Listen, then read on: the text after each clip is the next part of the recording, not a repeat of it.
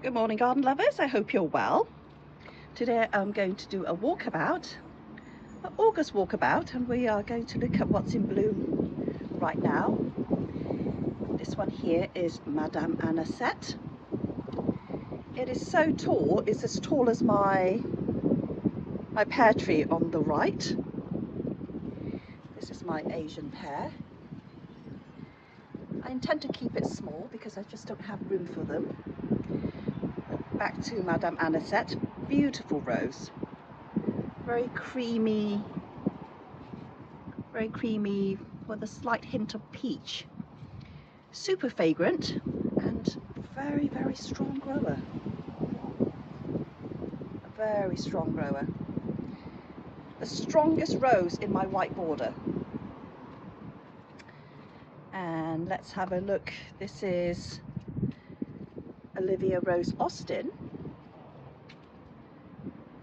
on her probably third flush now, but the blooms are getting smaller and smaller. We are late in the season, and as you can see, we did have some scorching of the leaves. We had temperatures of excess of 30 degrees a few days ago. Today is about early 20s and very cloudy. This is Meal on the Floss, and we have a lovely bloom here of Emma Bridgewater, very healthy rose, grown in a pot, recent introduction from David Austin. Has a good all-round package, beautiful blooms, nice colour changing, and very healthy. And this one here is called, there's a climber called Jardina. Let me just get the label out because I can never. There's a Jardina, and it is fragrant, yes. The blooms are very pretty, very glossy foliage. And then we have one that's new in my garden. This is David Hockney. And I'm not sure who bred David Hockney. I probably have to look that one up. David Hockney is a painter, and as you can see, these blooms are scorched by the sun. And yeah, very healthy rose. I love the coloration on it. There was this like a dark pink, and then it has this apricot center. I'm just going to have a little smell. Nice smell. Not very strong, just a medium, but lovely coloration.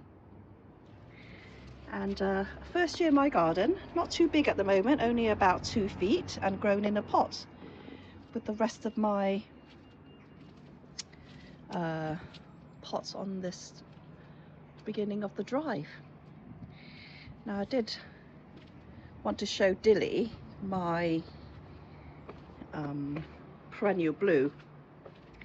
This is my perennial blue here, and I have one big flush, and it was absolutely covered in blooms every year. Just one big flush. It's literally, it's all purple. You cannot not see very much green, and as you can see, it's very healthy, long canes, but no blooms. And this one here is Madame Isaac Perrier, doing very well. We did have a few blooms last week, but all gone now. I have to probably tie this cane sideways like I did with that one to get the maximum blooms.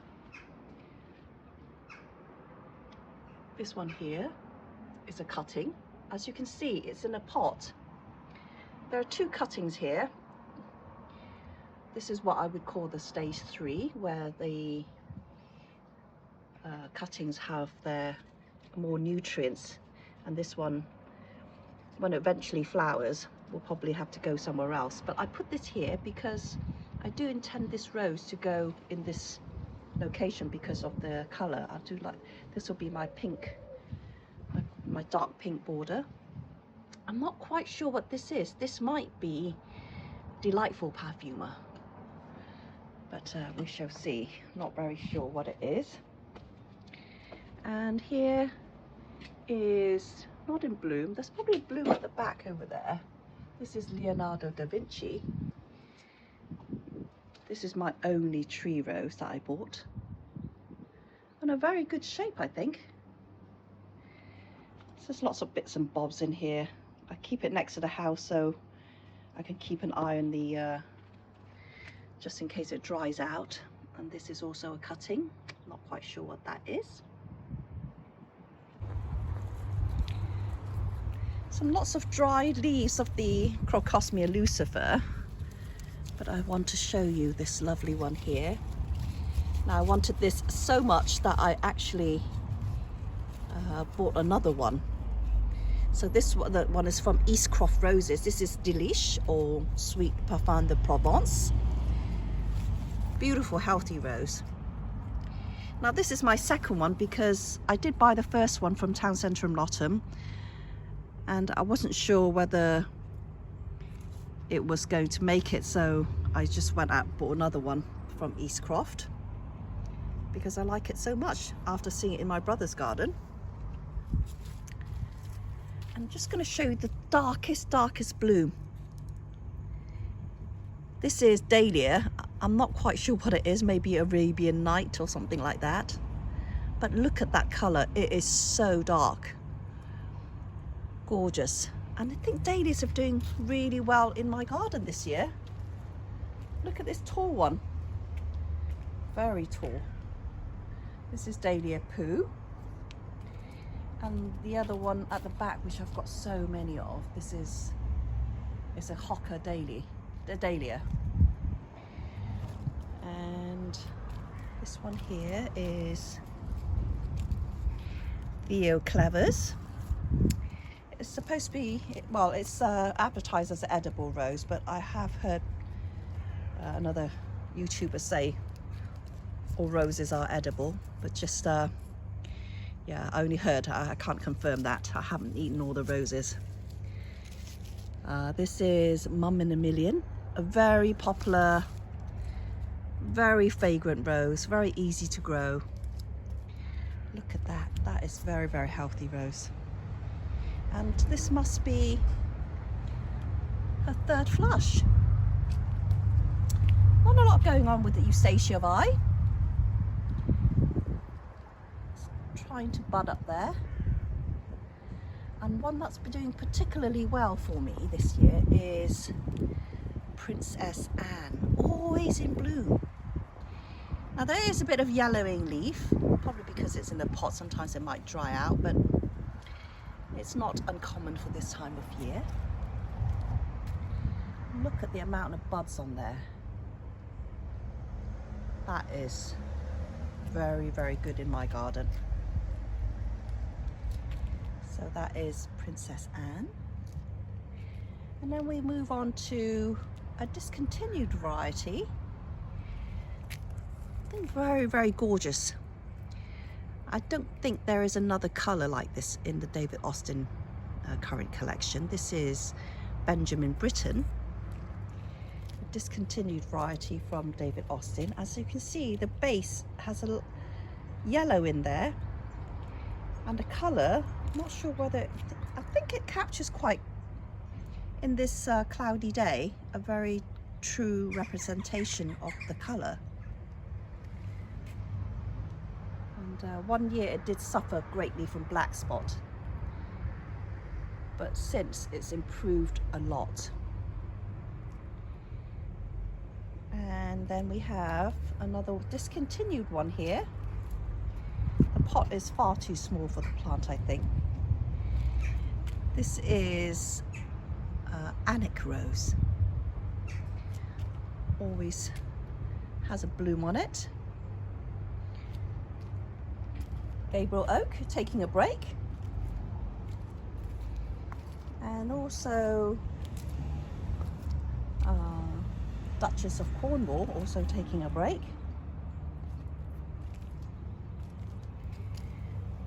we have, let me just check the label. I can't remember what label this is. This is the anniversary rose. So many anniversaries, I do forget which one they're supposed to be. It's quite a fragrant rose. Medium scent this morning. But I just love the gradient of the colours. You see from the light, and then it gets darker in the centre. That's that one there, and this one here, quite slow to repeat. This is from the Parfumer collection. This is Fruity Parfumer. The most unusual colour, I think, in the Parfumer collection. This is Fruity Parfumer.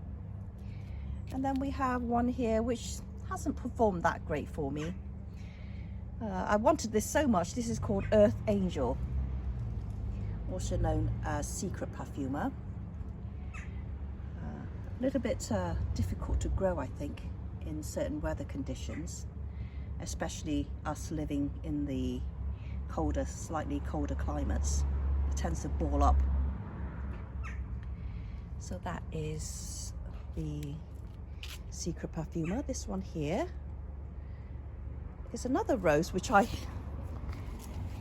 had high expectations for, and yet I do find it now that I'm growing it does have its drawbacks.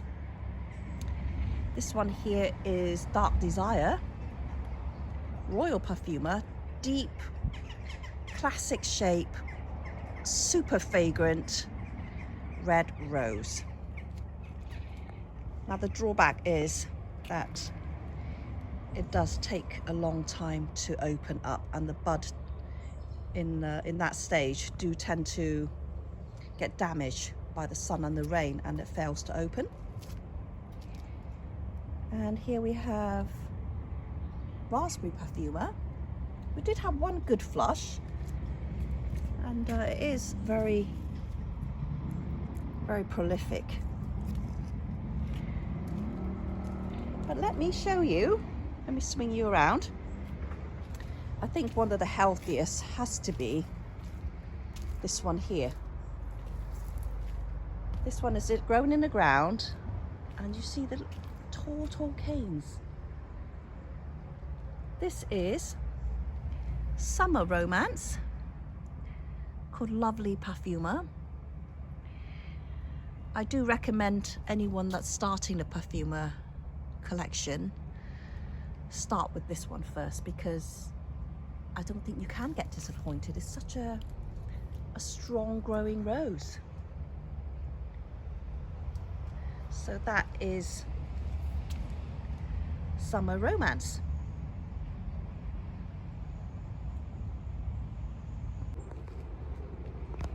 I think one of the best David Austins for late in the season has to be Penelope Lively.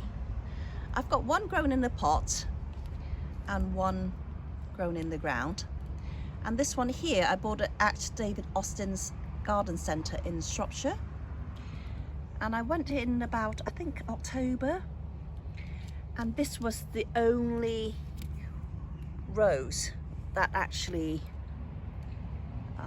impressed me in the whole of the David Austin headquarters.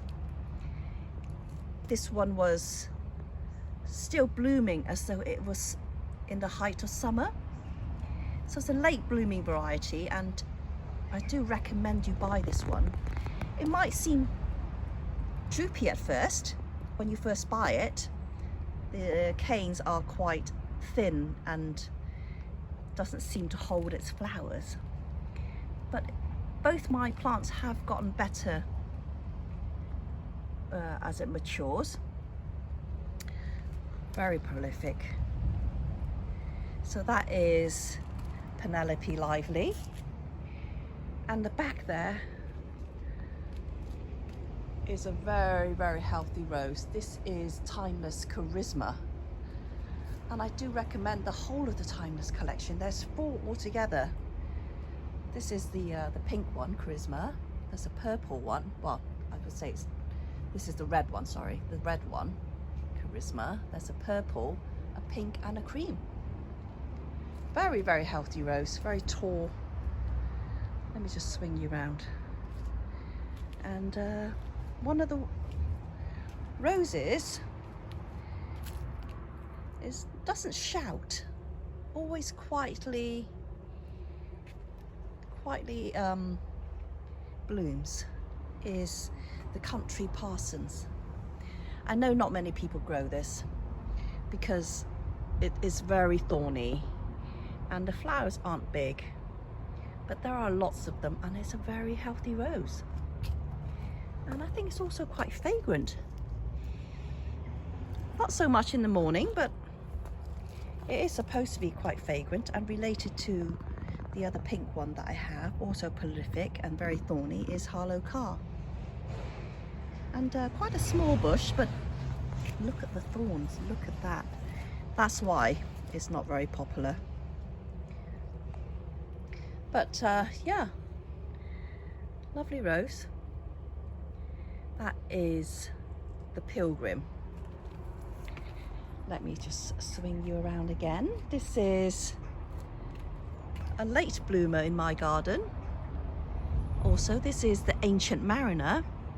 Very, very similar blooms to Olivia Rose Austin. This is much bigger and has fragrance. Look at the amount of buds on there. Do you see that long cane? That long one here. I bent it because I thought I might get some side shoots coming from the side canes, and I have successfully done it with meal on the floss, which I'll show you in a minute. So that is my Ancient Mariner,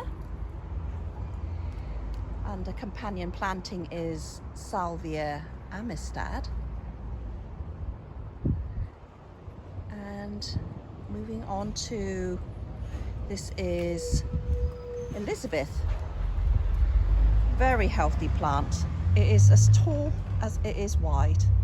It's about 3 feet. Recent introduction again, and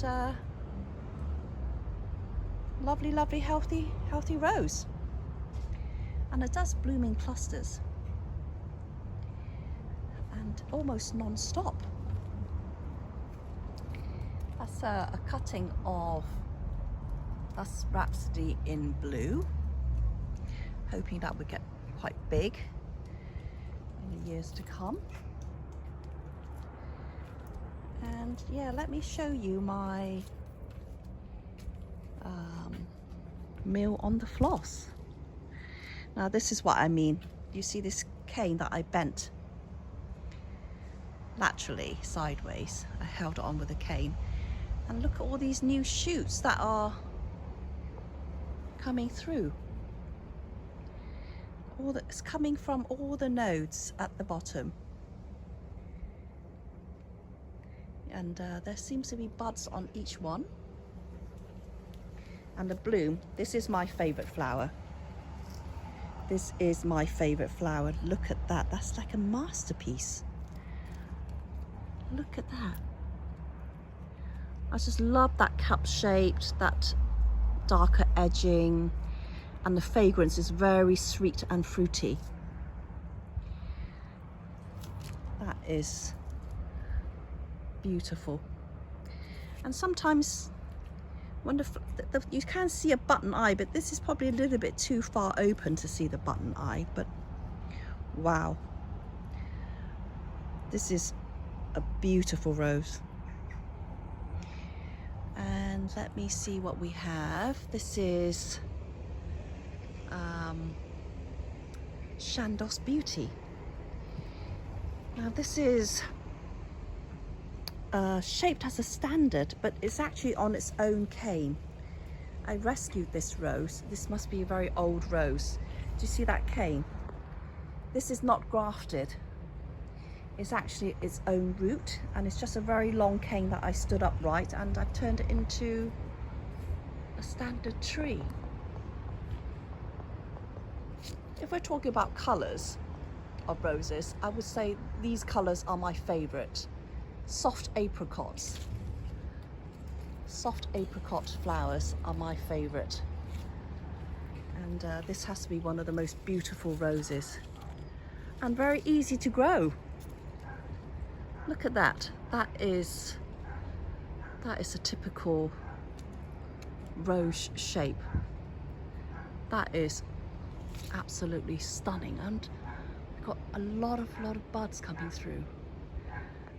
And this is her third flush, and each flush doesn't seem to diminish with the size of the blooms. It is just as good as the first flush, second flush, and this is the third flush. This is about 6 foot tall and super gorgeous.